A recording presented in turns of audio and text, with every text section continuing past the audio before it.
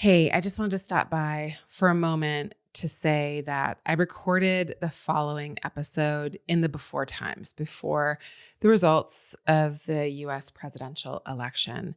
And I know I say that in the episode, and I say that in a lot of episodes. I want you to know that I'm devastated about the direction that this country and also that this world is going in, that being fascism.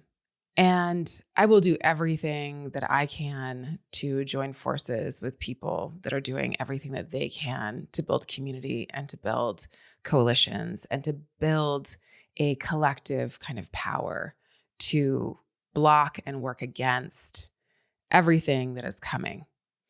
And I never want you to think that I'm being glib in the face of something really serious or that I am trying to spiritually bypass in any way, shape, or form.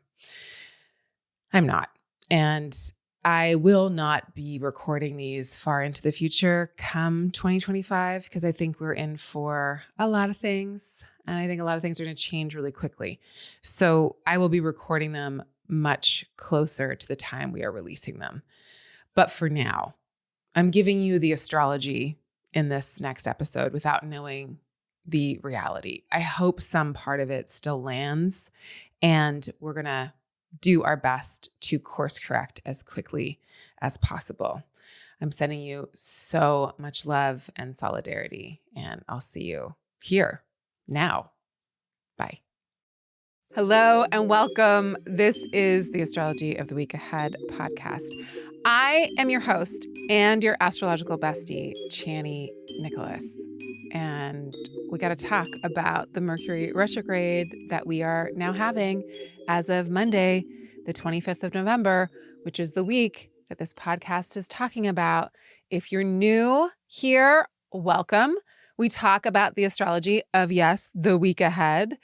And we talk about it in a way that is going to hopefully equip us with the tools we need to work through whatever astrological weather there is. Now, there's not only a Mercury stationing retrograde in Sagittarius this week, there's also a new moon in Sagittarius this week.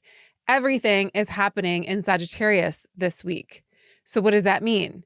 Well, let's talk about Sag for a minute, shall we? Sagittarius is a sign that loves to be on a mythic quest. And Mercury is the translator of whatever it touches and wherever it is. So in Sagittarius, Mercury loves to tell a tale. Mercury loves to bring us into the great beyond. It's not concerned with telling you what shoes to wear or like what time the bus comes or like any of the details of the situation. It wants to give you the big feeling.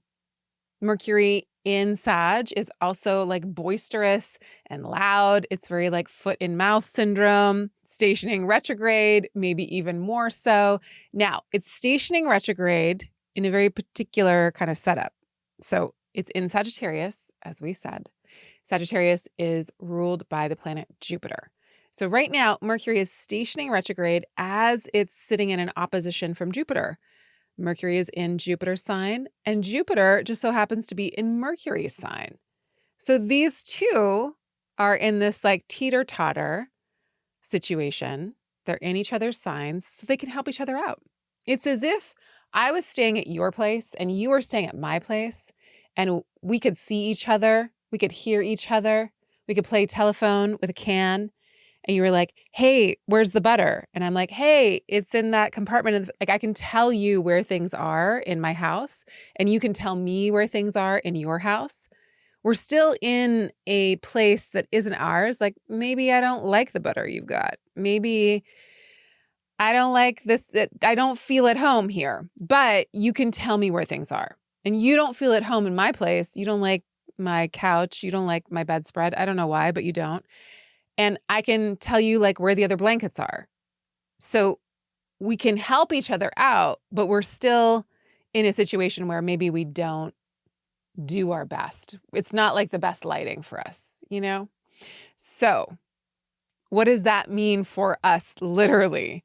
Well, In some ways, we can be glad that Mercury is in this setup because at least it's getting some assistance.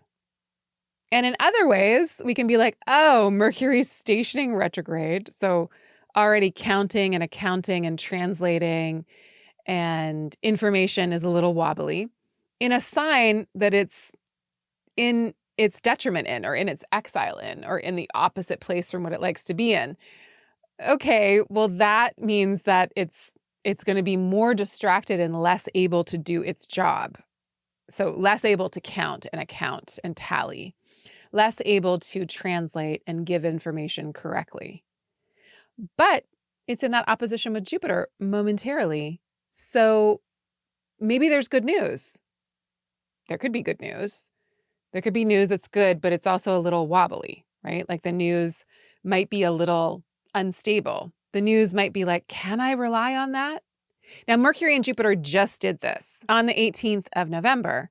So from the 18th of November to the 25th of November, there is this like hype. Like, oh, is this thing good? Is it not? Can I trust it? What is it? Where am I with this? Where is this with us? What state is the world in? Is this good news? And as Mercury stations retrograde, it's like, I don't know, I'll be back in a second because it's going backwards now. So we're in a pivotal moment for information. I'm recording this in the past. As I always say, I'm in September right now. I don't know what the information we'll need come late November will be, but there's hype around it. There's excitement around it, possibly. And also, we've got to recalculate something because Mercury is going back. We've got to edit something. Mercury is going back. We've got to go get more information. Mercury is going back. It's not going forward. It's not bad. It's just a directional pivot. Wait a minute. Hold, please. I got to go get something. Now, as Mercury departs from this opposition to Jupiter, it backs up into a square to Saturn. Now, we're going to have that square to Saturn in December, on December 5th, during the Mercury-Sun conjunction, which is a cazimi. On December 5th, we're going to get some real clarity because Saturn brings clarity. Saturn brings a hard no, hard and fast rule. Like, this is what we're doing. This is what we're not doing. That's what Saturn does. And Mercury and the Sun coming together brings us absolute clarity, even in Sagittarius. So we are going to get some kind of answer around December 5th or on December 5th. That's a date that I'll be looking at. And just to say that on December 4th, Mercury will once again make this opposition to Jupiter. That's when it will be exact. Because as Mercury stations retrograde on the 25th, it's in like a loose opposition to Jupiter. It was in an exact one on the 18th. It's going to be on another exact one on December 4th. And as it stations retrograde, it's in opposition to Jupiter, but not exactly. So again, it bodes well in a way, because if we have to have a Mercury retrograde in Sag, which we do, it's good to have it seeing the planet whose home it's in. Again, it can play like telephone with the can and the wire. That's how close it is, or that's how well it can witness the one who is ruling its territory, or the one who kind of owns the place that it's in. And then the hype that we get to will be exact on the 4th. And we can think of the 18th of November to the 4th of December as a period of like, is it good? Is it not? What is it? Do we like it? Do we not? What's the exciting news, and who is it exciting for? And if it's exciting for me, can I trust it? And then it does seem like something on December 5th brings it down to a crystallized form that we can look at it and scrutinize it and be like, oh, this is right, this is wrong, this is what you can trust, this is what you can't trust. That's what it looks like from my vantage point. What do I know? I'm just looking at the astrology. On Wednesday, the Sun in Sagittarius makes a trine to Mars, very much stationing retrograde. This is a moment of gathering our courage gathering our ability to go in the direction that we need to go in, to gallop off into the great horizon. That's what Sag loves to do, and fueled by Mars. Even though Mars is stationing retrograde and very, very, very, very, very slow right now, it's still good for bolstering our confidence and bolstering our ability to go and do the thing that we need to do, that we need to have courage to do. Then we have the new moon. So the new moon has that courage in it. That new moon has that feeling of being like emboldened by something in it. And it's also headed towards a square to Saturn. So there's also like, yes, go for it. But there is this reality check that we've got. So is it an amazing new moon to work with? Not really, because of that square from Saturn. Is it an amazing new moon that helps us to understand exactly what we can begin and what we cannot begin? Yes. We know Mercury is retrograde in Sag. So the part of our chart that contains Sagittarius is what we're reviewing. Now, that's also the part of the chart that gets this refresh, this new moon energy. So for part of it, we can do like, okay, I'm going to refresh my relationship to this thing. I'm going to recommit to this thing. I'm going to think about the great adventure that I want to go on. But I'm also reviewing this other thing in the same area of my life. So yes to, I don't know if I'd say beginning, but yes to a new emergence of energy in the same part of our life that we are also reviewing and going a little backwards in, because I got to go get that thing back there, metaphorically speaking. And two things can be true at the same time, right? Like I can begin something in my work life, say, and also be deeply reviewing something and be like, oh, wow, the way I put that together doesn't work at all. Let me review that. Again, next week on December 5th, we're going to get a moment of clarity. Something is going to be crystallized for us. Something is going to be like, that was the thing I wasn't seeing. So we're going to get it. But new moons, we want, to be free from Saturn. We want to be in a different place than the Mercury retrograde's happening. But we don't get everything we want. We get what we get, and we're going to make the best of it. So the way to work with this week is to take note of what you're like, this might just be hype. I'm not going to hang my hat on hype. I'm not going to base my future on hype. I'm going to search for the facts. I'm going to do my due diligence. I'm going to look for the data. And I'm going to go back and find the things that are like keeping me up at night. Like, oh, where did I put that receipt? Or where did I respond to that invite? Like, I'm going to double, triple check that my information is correct, that I have responded to the things I need to respond to. I'm going to remember that I might be skimming over what I need to go a little deeper with. And I'm going to give myself the chance to go a little deeper with the details when I know I need to, and to assume I'm going to forget some. So that's one way we're going to work with the week. The other way we're going to work with the week is we're going to think about what limits and boundaries and structures we need to stay within in order to recreate something new.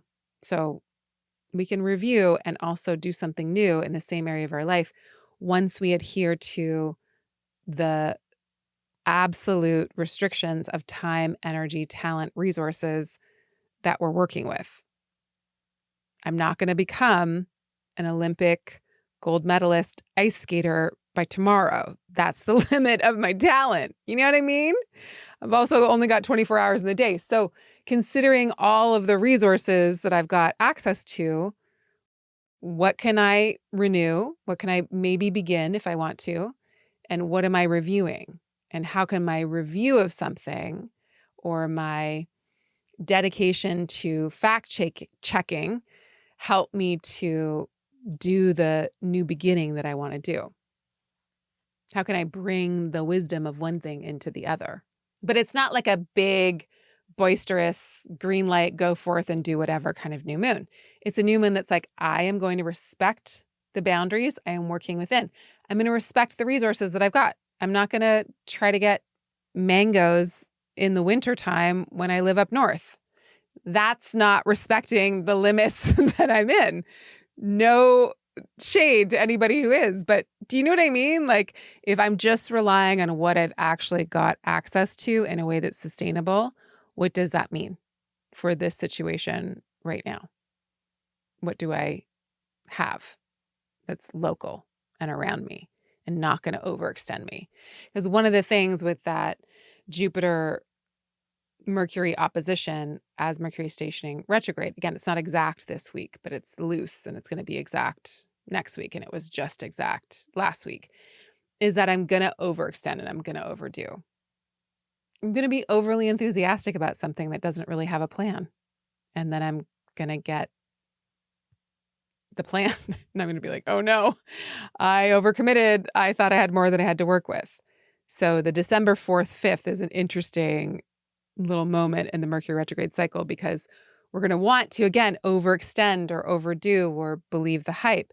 And then on the 5th, we're going to get a swift messenger that says, oh no, sorry, these are the rules. This is the notice. So if we can just keep that in mind, it'll be really, really helpful. Listen to your reading this week, because I talk all about where this Mercury retrograde is happening, what restrictions, what rules to stay within, and then also how to have fun with whatever the hype of the moment can be, because the hype is also important. The hype gets us excited to go do a thing that Saturn is telling us might be a little hard, or that Saturn is telling us, is necessary to do. And then the Sun trine Mars is, again, encouraging of our strength and our leadership and our go-go-go-edness. And then the new moon is here to help us to refresh our relationship with the area of our life that Sag falls in, with the area of our chart that Sag falls in. All right, y'all. Next week, Mars stations retrograde. How are we doing? Mars stationing retrograde is one of the biggest things that can happen in a year. Now, it happens reasonably frequently. So it's not the biggest thing that's going to happen in our lifetime. But if it's happening in a year, that's a red flag to the year. So we're ending the year with a red flag. You're welcome. It is Mars, the red planet. It is in Leo, a fire sign that's very heated. That's very much about leadership. That's very much about what can be overly dramatic and overly performative if things are wonky, which, a Mars stationing retrograde is wonky. And so there's a lot of ways we can think about this. One is that we want to get more familiar with the part of our chart that contains Leo, because that is the part of our chart where we need to shine. It is the part of our chart that our sun, no matter what sign our sun is in, our sun rules Leo. The sun rules Leo. So our personal sun, our natal sun, our birth chart sun, rules the part of our chart that contains Leo. So if you are a Libra rising, that means that Leo, by whole sign, falls in your 11th house of friends and groups and associations and parties and the audience and the social life. So that means that wherever your sun is, if you're a Libra rising, your sun, in order to feel like you are alive and vibrant and well and doing your thing, no matter where your sun is, even if it's in the 8th house or 12th house, it pulls in, I was going to say you have to, but it already does it. It pulls in the 11th house. So it pulls in themes of friendship. It pulls in themes of needing to shine your light in social situations. It doesn't mean that you are an extrovert. It just means that that is part of how you live out your sun, live out the ways in which you lead, live out your purpose, if you will. So the part of your chart that contains Leo is also so personal to you because it's the place that your sun rules. And even if you feel like you're not good at it, whatever that house is, I'm telling you, developing your relationship to it will help you feel more vibrant. I promise, I promise, I promise. So how do you find out the house that Leo is in for you? you can go to the Chani app. If you're already in the app listening to this, you can just pull up your chart and we print the sign, the name of the sign, and you can see the little number that's there on the inside of the wheel. So the name of the sign will be on the outside of the wheel. The number of the house will be on the inside of the wheel, and just see where Leo is in your chart. That's the area of your life that will help you to feel vibrant and alive if you unpack your relationship to it and the meaning of it. And you can go and read your Mars in Leo horoscope, either on Chani.com or in the app under the current sky section of the app under the weekly tab. And that will tell you, that will help to teach you what it means to have Leo in this part of your chart. As we go through December, Mars retrograding through December, and even just now, like November and December, Mars is in Leo. It's trying to teach you something about this. So it's trying to teach you something about your leadership. So if you do have the Chani app, I want you to do two things. I want you to read your Mars and Leo horoscope. And then I also want you to read the description of your sun in the chart section of the app under the Me tab. Go and reread the description of your sun, because it will pull in the meaning of the house that contains Leo in your chart. Just trust me. Go read your sun sign description with this in mind, with the house in your chart that contains Leo in mind, and start to see how the horoscope for Mars and Leo and the description of your sun are crossing over. There's a Venn diagram there, and it can help you to understand, like, oh, this is what I'm supposed to be learning right now. The Mars retrograde is signaling something challenging, yes, but the challenge is necessary. The challenge is an invitation for you and for me and for we to be like, I'm going to deepen my relationship to my sun, to my power, to my agency, to my leadership through this Mars retrograde, because it's retrograding through the part of my chart that my sun has rulership over. So I need to know this in order to feel shiny and new and able to do the thing that I'm here to do. I'm here to be more me. And that's what this Mars retrograde can teach us, because it's digging into the part of our chart that our sun rules. And this is important for us. And we need to do this now because the skies say so, right? It's just the reflection. As above, so below. If that's what's happening above, that must be what we need now.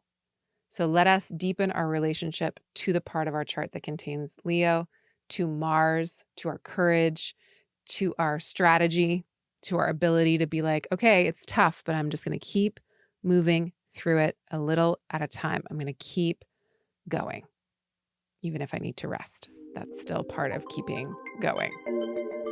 Y'all, thank you so much for leaving us reviews in the App Store. It's like telling your bestie about the app, but it's public and everybody can see it. So helpful for us.